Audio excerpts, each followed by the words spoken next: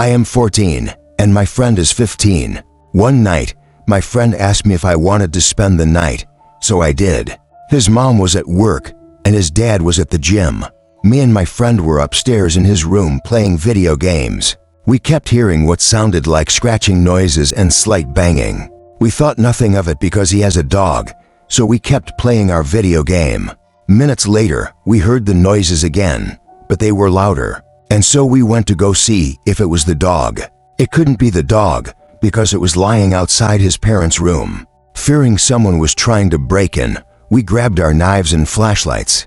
We searched all the rooms upstairs, then went downstairs, searching it with only our flashlights. We decided it would be best to search his backyard, although we don't know how someone would get in his backyard because it's fenced in, and there's a deep drop-off on the other side of the fence at the back. The search came up empty. I convinced my friend we should search the front of his house and make our way around his fence. We went around front, and he went left, and I went right. On the right, his fence connects to his neighbor's, so I went over to him to find him frozen with his light shines in the direction of the woods. Near the drop-off, I was weirded out and shined my light in the direction of his to find a guy dressed from head to toe, in all black, frozen and staring at us. At this moment, I yelled, "Run!" and we bolted inside the house and called 911. We waited, and minutes later, 2 officers arrived to find nothing, and they told us to call them again if anything happens. Me and my friend were instructed by his parents to stay inside and downstairs in case anything happens, so we did. About an hour later, me and him were sitting downstairs on the couch, and he, out of nowhere, asked, "Did you see that?" "See what?" He then said, "The light." Someone shined a light through the window over the fence. About a second after he said that, I saw a beam of light shine through the window. So we called 911 once again, and the officer showed up minutes later and yet again found nothing. Me and my friend, at this point, were paranoid and waited until his dad showed up, and we took him outside to the backyard where we all heard footsteps. His dad convinced us that it was just a hunter, so we went to bed with no more problems. Unfortunately, it doesn't end there. My friend asked me about 2 weeks later if I wanted to spend the night again, and I did. Later that night, his parents were both still at work. We were joking around about what had happened with what we thought was the hunter, as his dog was outside doing its business. While we were talking, I peeked out the back door to check on his dog to find what looked to be someone peeking over the fence, so we immediately called his dog in and locked the door. We left it alone, and minutes later, as we were in his room, we heard noises. So I looked out his window to once again see what looked like a guy peeking over the fence. So we grabbed knives and flashlights once again and went in the backyard and shined the flashlight in the direction we thought we saw the person. The light illuminated the outline of a head at the area of the fence we thought we saw. We ran inside and called 911, and they responded minutes later. They showed up and again found nothing and sat at the area outside the fence near the woods for 5 minutes in case something happened. Nothing happened, so they left, and they told us to call back if anything happened. We didn't tell his parents this time because we thought they wouldn't believe us. Me and my friend returned upstairs to his room, and about 2 hours later, we heard the loudest banging ever.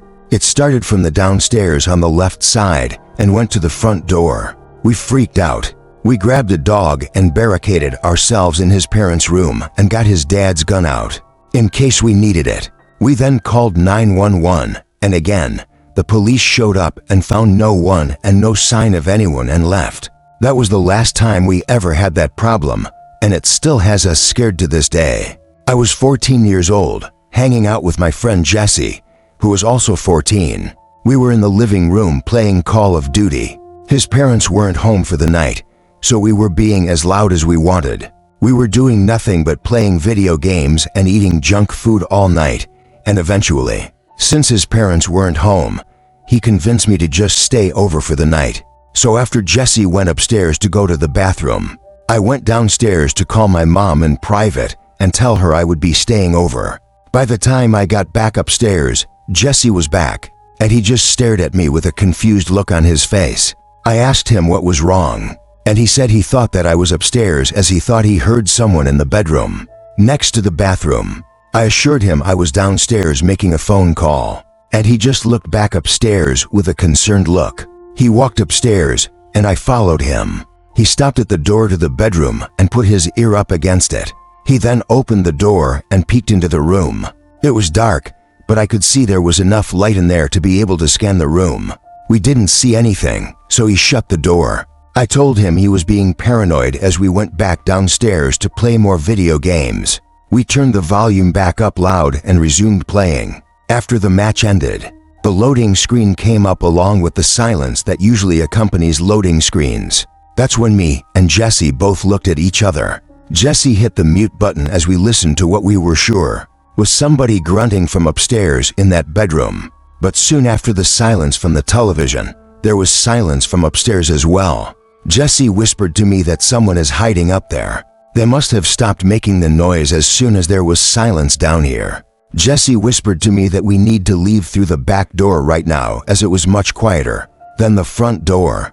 I agreed, and we headed outside to the back door.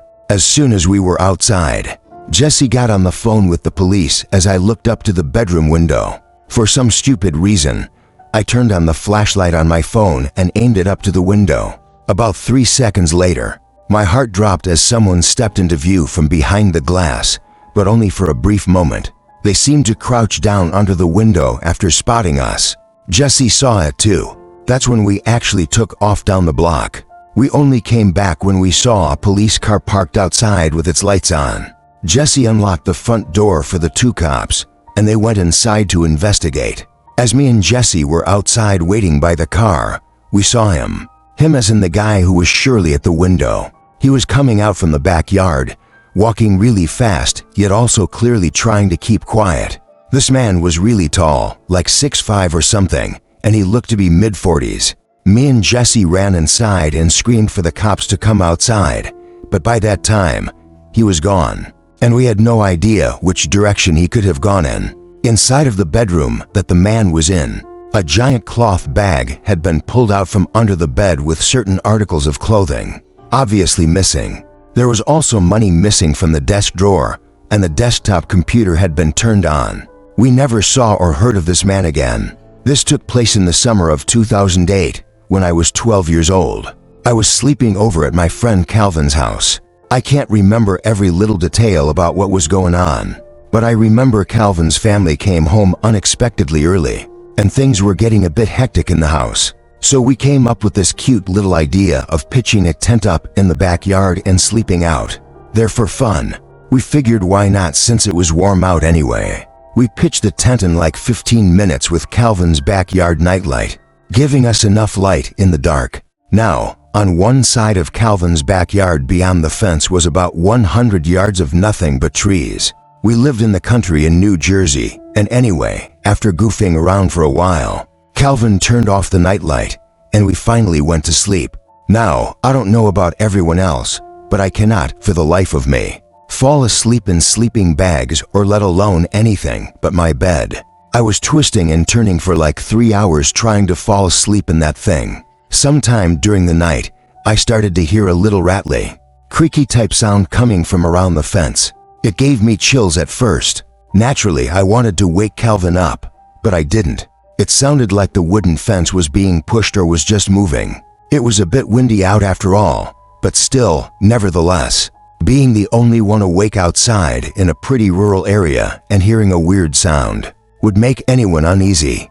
I tried to ignore it for the longest time, rolling around for like 3 hours, hearing nothing but the sound of the wind. Then hearing a constant strange sound was just too weird, and I was getting downright freaked out.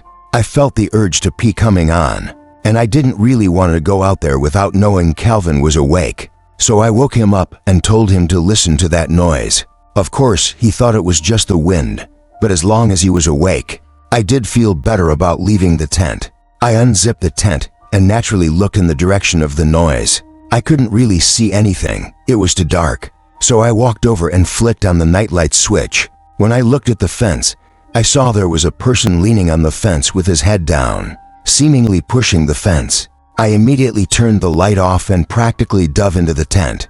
I whispered to Calvin what I saw, and as we both fell silent, we realized that the noise had stopped. I told Calvin to call his house phone as quietly as possible, but he said we should run straight for the back door. I agreed. He unzipped the tent as quietly as possible and opened the little door, and when he ran out of the tent, he screamed in reaction. I jumped out from the tent and ran straight for the back door as well, not looking behind me. When I asked Calvin why he screamed like that, his response scared me. He told me he saw somebody standing right by the side of the tent in arm's reach. The rest of the night, we slept in Calvin's room upstairs, and I could swear, with the window open. I could still hear the creaky fence being pushed, but every time I looked, I couldn't see anyone out there.